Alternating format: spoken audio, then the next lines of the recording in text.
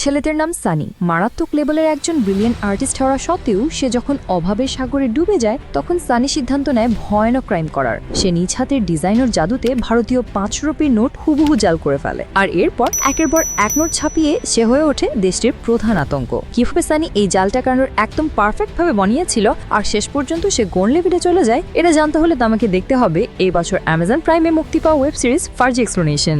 শেষে এমন সব টুইস্ট আর মারপ্যাচ রয়েছে যা রীতিমতো তোমাকে শকড করে দেবে। তাই কথা না বাড়িয়ে চলো শুরু করে দিই আমাদের আজকের এক্সপ্লেনেশন। মুভির শুরুতে দেখা যায় কিছু লোক দুজন ব্যক্তিকে চোখ বেঁধে নিয়ে এসেছে জিজ্ঞাসাবাদ করার জন্য। এখানে তারা একটা ৫০০ রুপি নোট দেখিয়ে বলে, বল এই জাল টাকা কে বানিয়েছে। এখানেই আমাদের সাথে পরিচয় হয় সানি নামের একজন আর্টিস্টের সাথে। কে এই জাল নোট বানিয়েছে আর কিভাবেই বা বানিয়েছে সেটা জানতে আমরা মুভির ফ্ল্যাশব্যাকে চলে যাব। এখানে দেখা যায় সানি একজন মারাত্মক লেভেলের আর্টিস্ট। যে কোনো ধরনের পেইন্টিং সে মুহূর্তের মধ্যে হুবহু নকল করতে পারে। ব্যাঙ্গ থেকে শুরু করে লিওনার্ডো দ্য ভিঞ্চি সবার পেইন্টিং সেই নকল করতে একদম মাহির। কিন্তু এই জামানায় এমন আর্টিস্টের কি কোনো কদর আছে? তাই সেসব কপি পেইন্টিং খুব কম দামে সেল করে তার জীবিকা চালায়। এখানেই আমাদের সাথে পরিচিত হয় সানির একমাত্র জিগরি দোস্ত ফিরোজের সাথে। এবার চলো এদের সম্পর্কে একটু বিস্তারিত জেনে নিই। সানি এবং ফিরোজ ছোটবেলা থেকেই বন্ধু। সেই ছোটবেলা থেকেই সানি আঁকাআঁকিতে খুব ভালো ছিল, কিন্তু একদিন তার বাবা রেল স্টেশনে সানিকে রেখে পালিয়ে যায়। সেখানে সানির সাথে পরিচয় হয় ফিরোজেরও আপন বলতে কেউই ছিল না, তাই তারা দুজন মিলে স্টেশনে আঁকাকেও টুকটাক কাজ করে নিজেদের চালিয়ে নিতে থাকে। সানির আপন বলতে এখন কেবল তার নানাই বেঁচে ছিল, যদিও তার নানার সাথে সানির কখনোই দেখা হয়নি। একদিন খোঁজ পেয়ে তার নানা সানিকে খুঁজতে স্টেশন চলে আসে।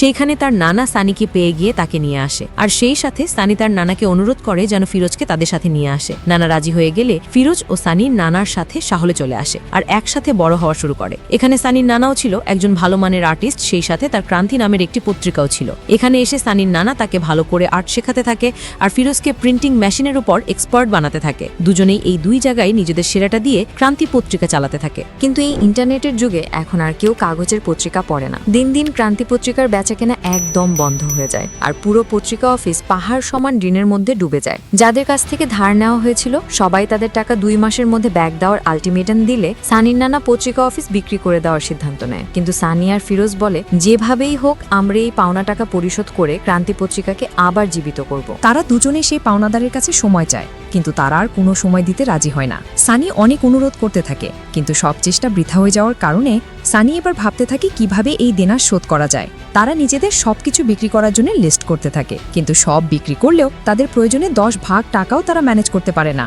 এইসব দেখে ফিরোজ এবার আনিস নামে এক ফ্রেন্ডকে বিস্তারিত খুলে বলে, যেহেতু সানি যে কোনো কিছু নকল ডিজাইন মুহূর্তেই করতে পারে, তাই সে এক কপি ব্যবসায়ী যার নাম হচ্ছে মানজার তার কাছে নিয়ে আসে।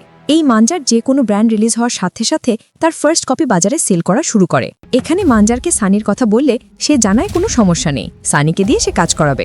কিন্তু ওদিকে সানির মাথায় অন্য খেলা খেলতে থাকে। তার কথা হচ্ছে এইভাবে টাকা জোগাড় করতে করতে কয়েক বছর লেগে যাবে তাদের। তাই সে নিজ হাতে ৫০০ রুপির ডিজাইন স্কেচ করে ফিরোজকে দেখিয়ে বলে, এই সব ছাড়, চল আমরা ডিরেক্ট টাকা বানানো শুরু করি। ফিরোজ এই ডিজাইন দেখে বলে, ভাই তোর কি মাথা খারাপ হয়ে গেছে? আমরা এই ঝামেলার জন্য ইলিগাল কাজে জড়িয়ে যাব, আর পুলিশ একবার যদি আমাদেরকে ধরতে পারে তাহলে আজীবনও আমরা জেল থেকে বের হতে পারবো না। এছাড়া টাকা বানানো কি এত সোজা যে স্ক্যান করে প্রিন্ট করলাম আর হয়ে গেল? তখন সানি বলে, আরে এই নোটও তো কোনো রক্তে মাংসের মানুষই বানিয়েছে, তাই না? দেখ, আমি আর্ট ও ডিজাইন এক্সপার্ট, আর তুই প্রেস মেশিনে। তোর চেয়ে ভালো কাগজ কালি প্রেস মেশিনের কাজ এই অঞ্চলের কেউ করতে পারে না। তাই আমরা দুইজন মিলে যদি ট্রাই করি, নিশ্চিত এই জাল নোট বানাতে পারবো। আর যা আমরা যাই না তার জন্য তো ইউটিউব রয়েছেই। এসব শুনে ফিরোজও কনভিন্স হয়ে যায় আর তারা শুরু করে জাল টাকা বানানোর মিশন। ইতিমধ্যে সানি পুরো নোটের উপর রিসার্চ করে ফেলে। ২০০৬ সালের নভেম্বর মাসে ভারত সরকার ৫০০ আর ১০০০ টাকার নোট ডিমনিটাইজ করে এক নতুন ৫০০ ও ২০০০ টাকার নোট বাজারে ছাড়ে। আগের নোটের চেয়ে এই নতুন ডিজাইনের নোটে তারা হিউজ পরিবর্তন আনে এবং সিকিউরিটি ফিচার অ্যাড করে। ডিজাইনের মাঝখানে রয়েছে মহাত্মা গান্ধীর পেইন্টিং পোর্ট্রেট, ডান দিকে সেম পোর্ট্রেটের ইলেকট্রোটাইপ ওয়াটারমার্ক। এছাড়াও এখানে আছে কালার শিফটিং সিকিউরিটি থ্রেড, আর নিচে আছে কালার চেঞ্জিং কালিতে ৫০০ রুপি লেখা। এর বাইরেও রয়েছে মাইক্রোলেটারের অসংখ্য ডিজাইন। গান্ধীজির কলারে রয়েছে ভারত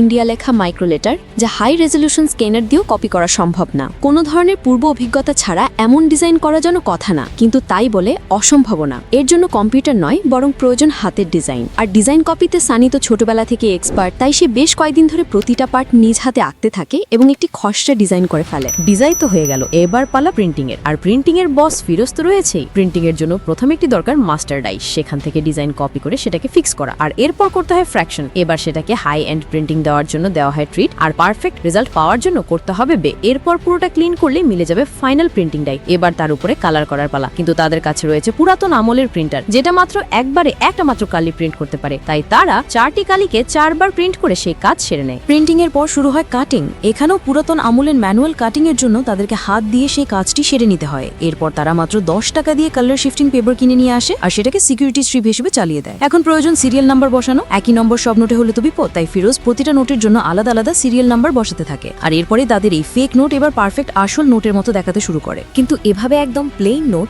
দোকানদারের কাছে দিলে সন্দেহ হতে পারে বিদায় সানি সেই নোটটিকে মুচড়ে চায়ের মধ্যে ফেলে ভিজিয়ে নেয় আর পরে সেগুলোকে শুকিয়ে তৈরি করে ফেলে কাঁচা হাতের পাকা নোট। এবার পালা এই ফেক নোট চালানোর টেস্টিং। ফিরোজ একটি 500 রুপির নোট নিয়ে চলে যায় লিকুয়ার শপে বিয়ার কেনার জন্য, কিন্তু সেই দোকানদার এই নোটটি হাতে নিয়ে পরীক্ষা করতে বুঝে ফেলে যে এটা জাল টাকার নোট। ফলে সবাই মিলে তাদেরকে দৌড়ানি দিলে সানি ও ফিরোজ কোনো রকম সেই যাত্রায় নিজেদেরকে বাঁচাতে সক্ষম হয়। প্রেসে ফিরে এসে তাদের সব নোট পুরাতে থাকে, কিন্তু সানি ঠিকই বের করে ফেলেছে। এই আসল নোট যতই পারফেক্ট ডিজাইনের হোক না কেন, তা যদি আসল নোটের মতো হাতে নিয়ে ফিল না হয় তাহলে কট খেয়ে যেতেই হবে। কারণ মানুষ প্রতিনিয়ত নোট হাতে নিতে নিতে তাদের ব্রেইনে অটো সেট হয়ে গিয়েছে যে আসল নোটের ফিল কেমন। তাই এখন কাজ হচ্ছে এমন পেপার খুঁজে বের করা যেটা আসল নোটের পেপারের মতো ফিল দেবে। দুজনে এবার বিভিন্ন জায়গায় গিয়ে খোঁজা শুরু করে সেই টাইপের কাগজ, কিন্তু কোনোভাবেই তারা আসল নোটের পেপারের মতো কাগজ খুঁজে পায় না। অবশেষে সানি একটি ম্যাগাজিনে 2 পাতা এক করার পর আসল নোটের মতো ফিল পায়, আর তারা বুঝে ফেলে যে এই 2টা কাগজকে জোড়া দিয়ে তারা নোট বানালে সেটা আসল নোটের মতো হয়ে যাবে। এবার তাদের প্ল্যান হলো এই পেপার দিয়ে একটাতে ফ্রন্ট ডিজাইন আর অন্যটিতে ব্যাক ডিজাইন করে দুটোকে জোড়া দিয়ে একটি নোট বানানো, যেটাকে বলা হয় স্যান্ডউইচ নোট। এর বাইরে কালার শিফটিং ইফেক্ট দেওয়ার জন্য তারা মেটালিক ইঙ্ক ব্যবহার করে নর্মাল ইঙ্কের জায়গায়। আর নোটটাকে করকরে করার জন্য এবার তারা ল্যাকার কোটিং ব্যবহার করে, ফলে এই নোটটি এবার হয়ে যায় একদম আসল নোটের মতো করকরে। একদম শেষে তাদের সেই চাই চুবানো ফর্মুলা ব্যবহার করে এই জাল নোট বানানোর ফর্মুলা শেষ করে। এই নতুন জাল টাকা নিয়ে আবারও দুজন হাজির হয়ে যায় অন্য একটি দোকানে সিগরা কেনার জন্য। ভয়ে ভয়ে সানি নোটটি দোকানদারের কাছে দেয় আর ফিরোজ পিছন থেকে তার হাত ধরে থাকে, যাতে ঝামেলায় পড়লে এক দৌড়ে পালিয়ে যেতে পারে। কিন্তু এবার তাদের বানানো নোটটি দোকানদারকে ফাঁকি দিয়ে দেয় আর ফেক নোটের বিনিময়ে তারা পেয়ে যায় 1 বোতল বিয়ার। এই অসামান্য সফলতার পর দুজনেই পুরাই থ হয়ে পাগলের মতো নাচতে থাকে আর অবশেষে তারা আসল টাকার মতো নকল টাকা বানাতে সক্ষম হয়। মুভির সিনেমার শিফট হয় নেপালে। এখানে মাইকেল নামের একজন স্পেশাল পুলিশ ইন্সপেক্টরের সাথে আমাদের পরিচয় হয়, যে কিনা মনসুর দালাল নামের ইন্ডিয়ার সবচেয়ে বড় কাউন্টার ফিটিং মানে জাল টাকার হোতাকে ধরতে এসেছে। মনসুর এখানে একটি গোপন মিটিং এর জন্য আসলে মাইকেল তাকে নেপালের পুলিশের সহায়তা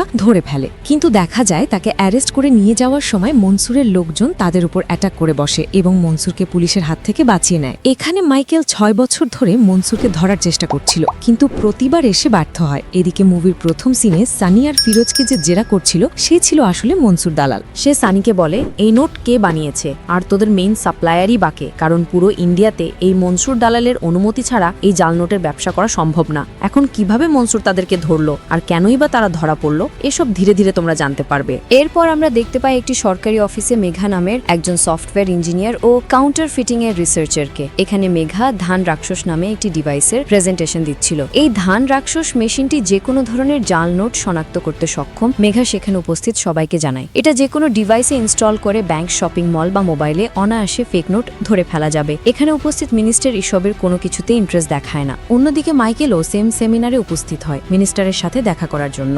আসলে মাইকেলের একটি দক্ষ টিম ছিল এই কাউন্টার ফিটিং চক্রকে ধরার জন্য, আর এই কারণে এসে মিনিস্টারকে বারবার রিকোয়েস্ট করে একটি ফোর্স দেওয়ার জন্য। কিন্তু মিনিস্টার বারবারই তাকে বলে যে এই জাল নোটের বাহিরেও ভাই দেশে বহু ক্রাইম আছে, এমন ছোট ছোট কাজের জন্য সে টিম স্যাংশন করতে পারবে না। হতাশ হয়ে মাইকেল এবার অন্য একটি পথ বেছে নেয়। সে তার কাছে থাকা মিনিস্টারের কিছু শেভি নোট পিকচার মিনিস্টারকে পাঠিয়ে ব্ল্যাকমেইল করা শুরু করে। মিনিস্টার অবশেষে বাধ্য হয়ে একটি নতুন ও এক্সপার্ট টিম স্যাংশন করে এই কাউন্টার ফিডিংকে দমানোর জন্য।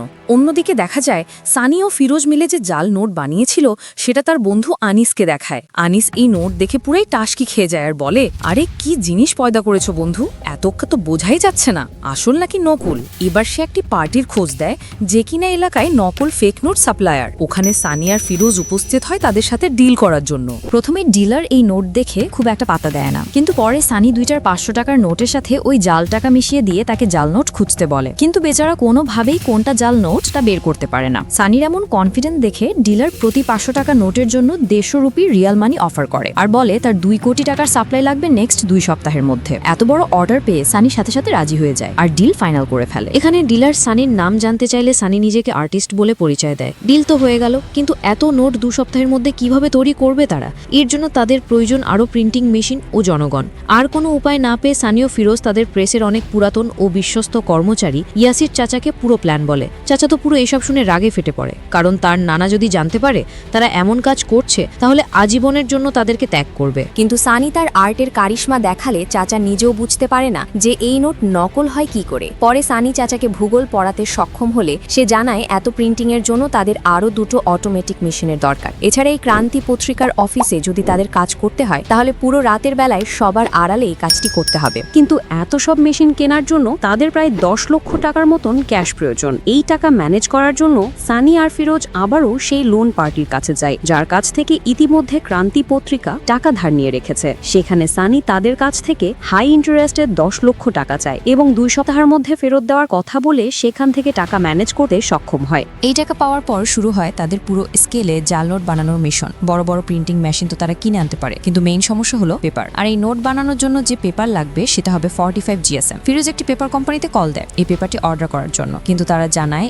এই পেপারটি রেস্ট্রিক্টেড এবং এটা নিতে হলে নাম, ভোটার আইডি কার্ড এবং কোম্পানি ট্রেড লাইসেন্স লাগবে। এখন যেহেতু তাদের কাছে সবকিছু নেই, তাই একটা উপায় তাদের হাতে আছে, আর তা হলো ওই পেপারের কোম্পানিতে ডাকাতি করা। এই ডাকাতি করার জন্য ফিরোজ তার ক্লোজ বন্ধু আনিসের সহায়তা নেয়, আর আনিসও তার গ্যাং নিয়ে পুরো পেপার হাউসের রেড নেয়। এরপর তারা 45 GSM এর পেপার খুঁজতে থাকে আর অবশেষে পেয়েও যায়। কিন্তু সানি বুদ্ধি করে অন্য সব GSM এর কাগজগুলো চুরি করে নেয়, যাতে তারা বুঝতে না পারে এই চুরির সাথে জাল নোট ছাপানোর কোনো লোক জড়িত। এবার তারা শুরু করে বিগ স্কেলে টাকা ছাপানোর কাজ। এখন তাদের হাতে রয়েছে আধুনিক সব মেশিন, তাই দ্রুতই তাদের প্রথম ডেলিভারির 2 কোটি টাকা তারা ছাপাতে সক্ষম হয়। এদের কাজ দেখে ওই ডিলার এখন থেকে রেগুলার অর্ডার দেওয়া শুরু করে। এখন সানিরা পুরো রাত এক করে হাজার হাজার ফেক নোট তৈরি করতে ব্যস্ত হয়ে পড়ে। তাদের সকল চাহিদা মিটে যাওয়ার পর ওই ফেক নোট দিয়ে তারা সেই পাওনাদারের লোন পরিশোধ করে দিয়ে ক্রান্তি পত্রিকার অফিসের দলিল তার নানার কাছে ফেরত নিয়ে আসে। এত দ্রুত টাকা পরিশোধ করে দিয়েছে দেখে তার নানা সন্দেহ হতে থাকে, কিন্তু এখানেও সানি তাকে নিউট্রাল করতে সক্ষম হয়। এরপর সিন চলে যায় একটি রেস্টুরেন্টে।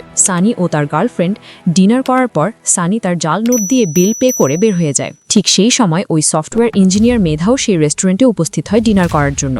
বিল পে করে যখন সে টাকা ফেরত নেয় তখন সানির সেই জাল নোটটি মেঘার কাছে উপস্থিত হয়।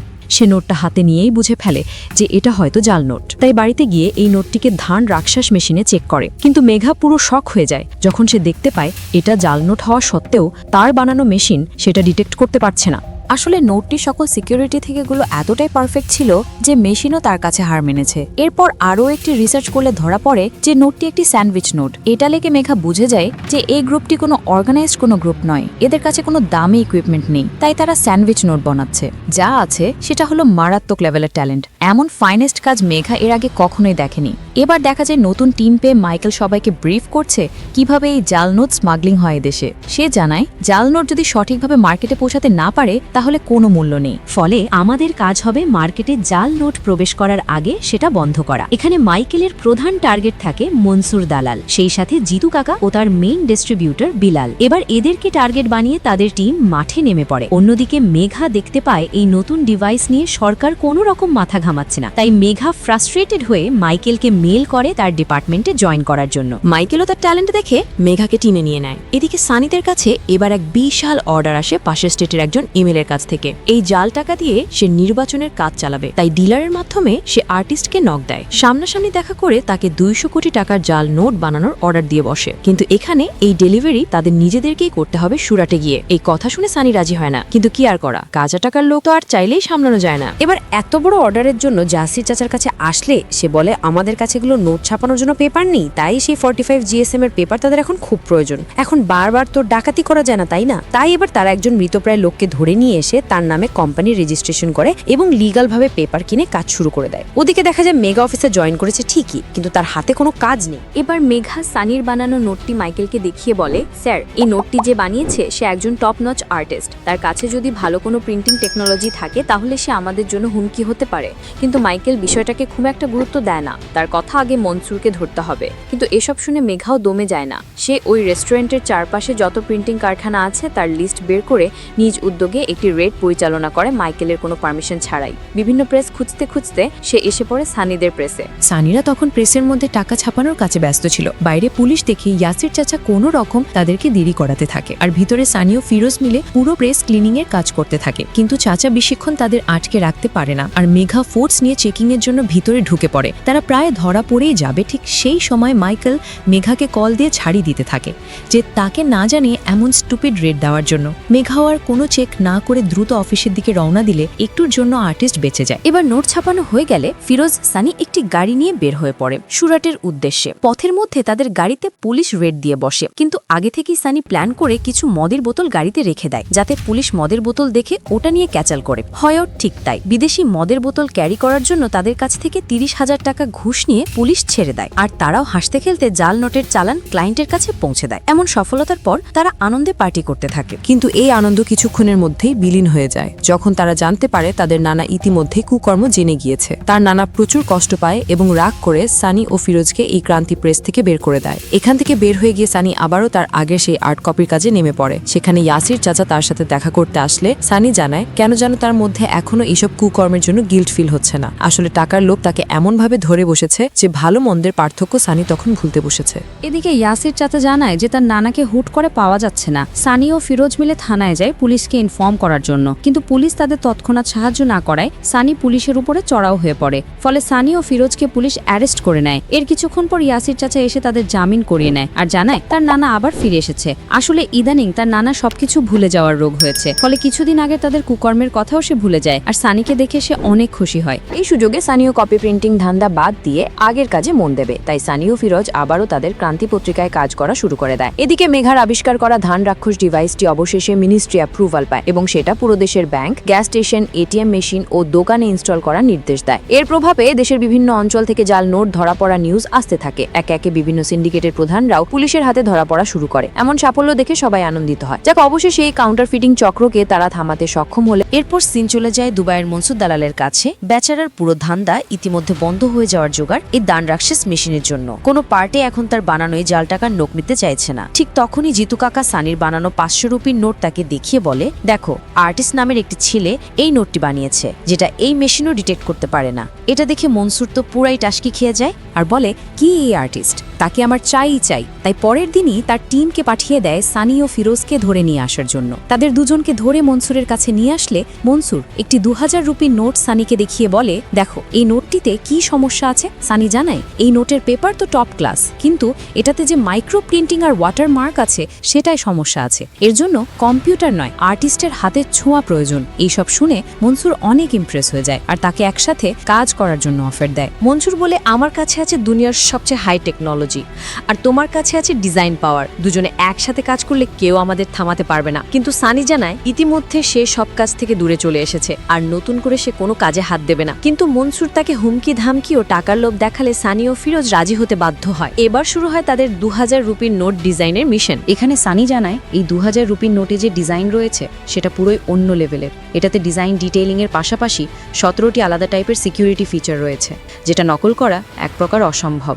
কিন্তু আর্টিস্ট বলে কথা, সানি দিনরাত এক করে ডিজাইন করতে থাকে আর ফিরোজ নতুন সব প্রেস মেশিন দেখে সেগুলো অপারেট করা শিখতে থাকে। একের পর এক ডিজাইন করে তারা বারবার এই ডিভাইসের কাছে ধরা পড়ে যায়, কিন্তু অনেকবার ট্রাই করার পর অবশেষে সানি সুপার নোট বানিয়ে ফেলতে সক্ষম হয়, যা এই ডিভাইসকে ওর তকমা দিয়ে দেয়। এসব দেখে তো মনসুর এই আর্টিস্টের প্রতি পুরাই ফিদা হয়ে যায় আর তার মেইন ডিস্ট্রিবিউটর বিলালকে ইনফর্ম করে। বিলালও এই নোট দেখে পুরাই শক হয়ে পড়ে আর বলে, এখন মার্কেট পুরাই খালি বস, এই নোট বাজারে ছাড়লে আমাদের ঘুরে দাঁড়াতে মাত্র কয়েক সপ্তাহ লাগবে। আর তাই শুরু হয়ে যায় দুনিয়ার সবচেয়ে পারফেক্ট 2000 রুপির জাল নোট বানানোর কার্যক্রম। এদিকে মাইকেল খোঁজ পায় যে বিলাল ইতিমধ্যে বাংলাদেশ অবস্থান করছে একটি বড় শিপমেন্টের জন্য, তাই সবাই রেডি হয়ে যায় বাংলাদেশের বর্ডারে গিয়ে তাকে অ্যারেস্ট করার উদ্দেশ্যে। কিন্তু এমন ওভারসিজ মিশনের জন্য মিনিস্টার তাকে কোনো রকম হেল্প করতে পারবে না বলে জানিয়ে দেয়। তাই মাইকেল বাধ্য হয়ে তিওয়ারিকে ফোন করে। এখন তোমাদেরকে বলে রাখি, এই তিওয়ারি হচ্ছে ফ্যামিলি ম্যান নামের একটি সিরিজের ক্যারেক্টার। আসলে ফ্যামিলি ম্যান এবং ফার্জি ওয়েব সিরিজের মধ্যে একটি ইন্টারনাল কানেকশন আছে, ফলে তিওয়ারি একটি আনঅথরাইজড মিশন ক্রিয়েট করে দেয় মাইকেলের জন্য।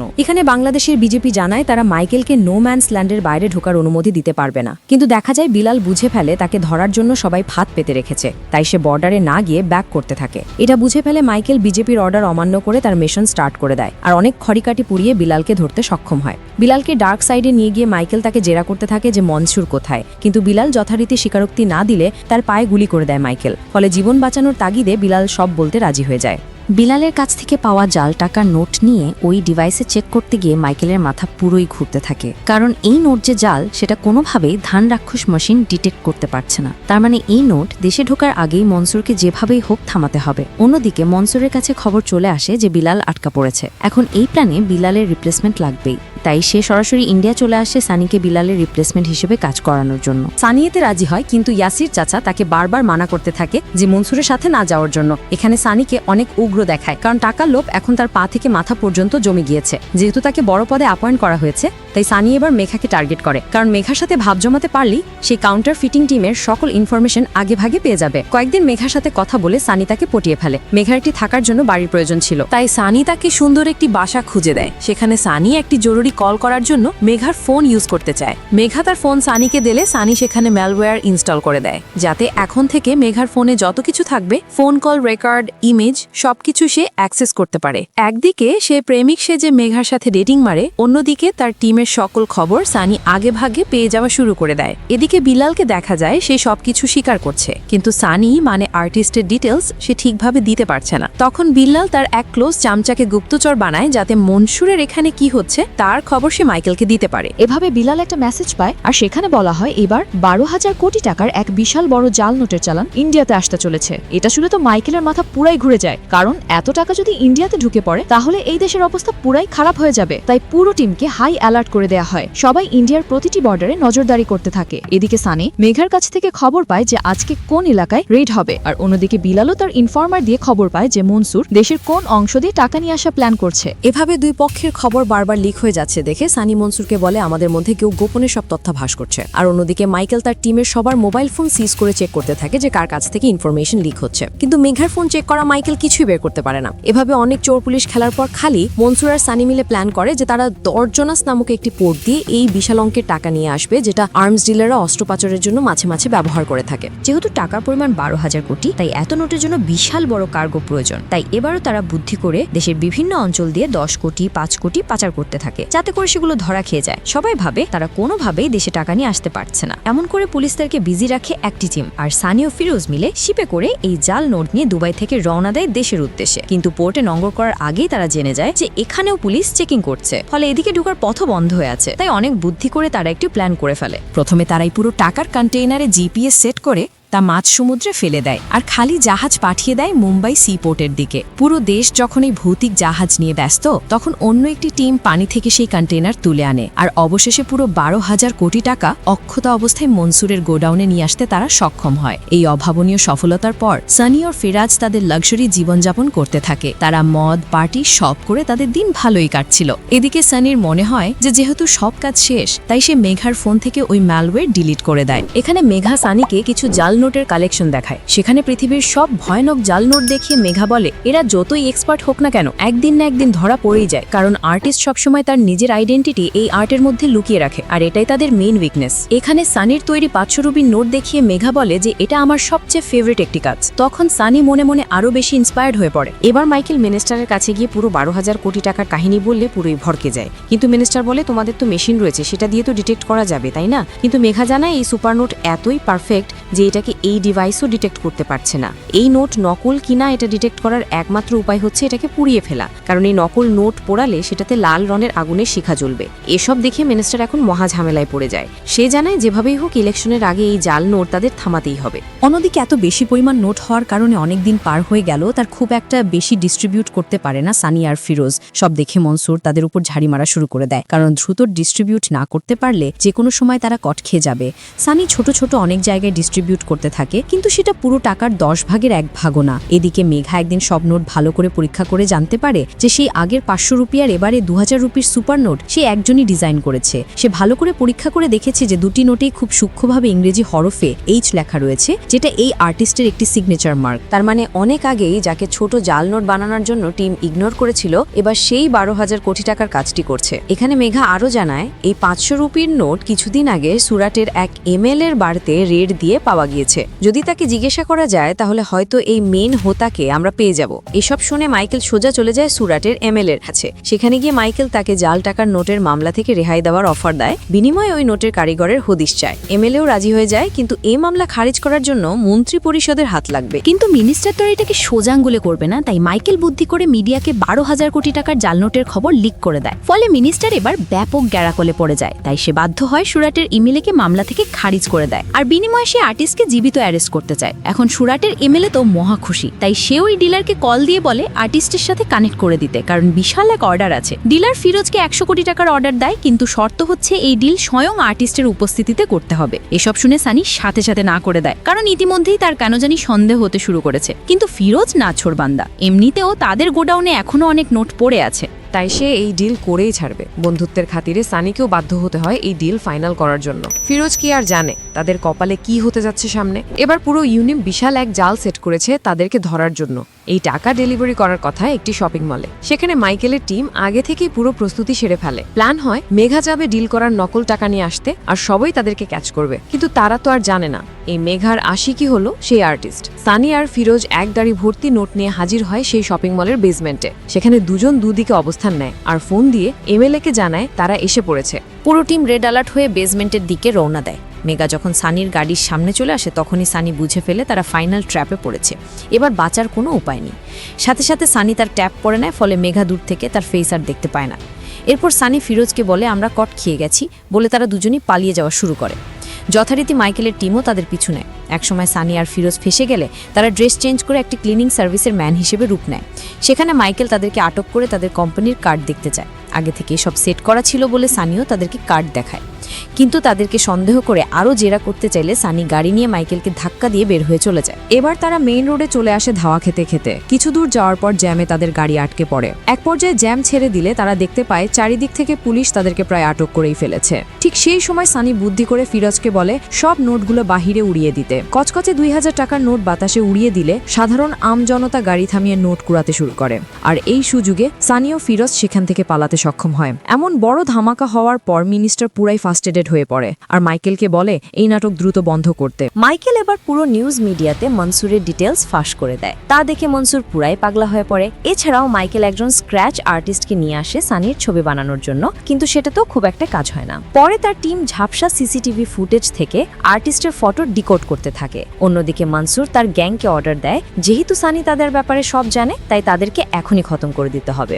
এই ইনফো পাওয়ার পর মনসুরের টিম সানিকে ফোন দেয় আর বলে মনসুর ভাই তোদেরকে সেফ হাউসে নিয়ে যেতে বলেছে। এসব শুনে সানি ও ফিরোজ তাদের সাথে দেখা করে আর সেফ হাউসের দিকে রওনা দেয়। কিন্তু সেখানে যাওয়ার পর দুজনেই জানতে পারে যে তাদের এখানে ডাকা হয়েছে খতম করার জন্য। জিতু কাকারা তাকে খালাস করতেই যাবে, ঠিক সেই সময় আনিস তার মোটরসাইকেল গ্যাং নিয়ে হাজির হয় আর সানি ও ফিরোজকে রেস্কিউ করতে সক্ষম হয়। এই সবে ফ্রাস্ট্রেটেড হয়ে মনসুর এবার সানির ক্রান্তিপথ থেকে অফিসে আগুন লাগিয়ে দেয় আর সেখানেই তার নানাকে জ্যান্ত পুড়িয়ে মারে। ফিরোজ ও সানি এলাকা ছেড়ে যাওয়ার প্রস্তুতি নিচ্ছিল, কিন্তু তখনই এই নিউজ পেয়ে সানি ফিরোজকে রেল স্টেশনে চলে যেতে বলে আর জানায় আমি একটা ছোট্ট কাজ করে সময়ের মধ্যেই ফিরে আসছি। এই বলে সানি সোজা চলে যায় সেই জাল নোট রাখার গোডাউনে। সেখানে উপস্থিত হয়ে সানি মনসুরের ছেলেদের একের পর এক মেরে ফেলে আর জিতু কাকাকে দিয়ে টাকার বোল্ট খুলে ফেলে। এবার সানি লাইভ ভিডিওতে কল দেয় মনসুরকে আর বলে সবই ঠিক ছিল, কিন্তু নিরপরাধ নানাকে মারা ঠিক ছিল না। এই বলে সানি সেই নোটগুলোতে পেট্রোল ঢেলে দেয় আর মুনসরের সামনে পুরো নোটের পাহাড়ে আগুন জ্বলতে থাকে। এ দেখে মুনসর পাগলের মতো প্রলাপ করতে থাকে। চোখের সামনে তার সাম্রাজ্য জ্বলছে আর অন্যদিকে সানির ফেসও ডিকোড হয়ে গেছে। সেই সাথে ফিরোজ তার জন্য অপেক্ষা করছে রেলওয়ে স্টেশনে। কি হতে চলেছে এরপর? মুনসর কি তাকে ছেড়ে দেবে, কিংবা মেঘাই বা তার ফেস দেখার পরে কেমন রিয়াক্ট করবে? সব মিস্ট্রি ঝুলিয়ে রেখে এই ওয়েব সিরিজের সিজন 1 এখানেই শেষ হয়। এই বছরের শেষের দিকে এই সিরিজের দ্বিতীয় সিজনে মিলবে সকল প্রশ্নের উত্তর, আর তখন আমিও হাজির হব তার এক্সপ্লেনেশন নিয়ে। এই ওয়েব সিরিজের এক্সপ্লেনেশন কেমন লাগলো তা জানাতে ভুলো না। ভিডিওটি ভালো লাগলে একটি লাইক করো এবং শেয়ার করো। আল্লাহ হাফিজ।